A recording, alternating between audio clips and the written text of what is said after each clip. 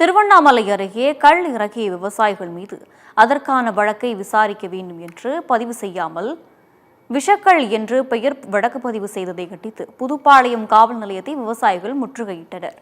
திருவண்ணாமலை மாவட்டம் புதுப்பாளையம் அடுத்த நாகப்பாடி பகுதியைச் சேர்ந்த வேலு, ஏழுமலை, முனியப்பன் ஆகிய 3 விவசாயிகள் பனை மரத்திலிருந்து கள் இறக்கியுள்ளனர்.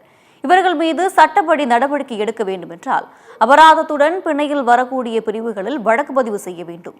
ஆனால் காவல்துறையினரே பனை மரத்தில் இருந்த விஷக்கல் இறக்கியதாக கூறி சட்டத்திற்கு புறம்பாக வழக்கு பதிவு செய்து சிறையில் அடைக்க முயற்சி செய்வதாக விவசாயிகள் குற்றம் சுமத்தியுள்ளனர். காவல்துறையின் அடக்குமுறையை கண்டித்து 100க்கும் மேற்பட்ட விவசாயிகள் புதுப்பாளையம் காவல் நிலையத்தை முற்றுகையிட்டு கைது செய்யப்பட்ட விவசாயிகளை விடுவிக்க கோரி போராட்டத்தில் ஈடுபட்டனர்.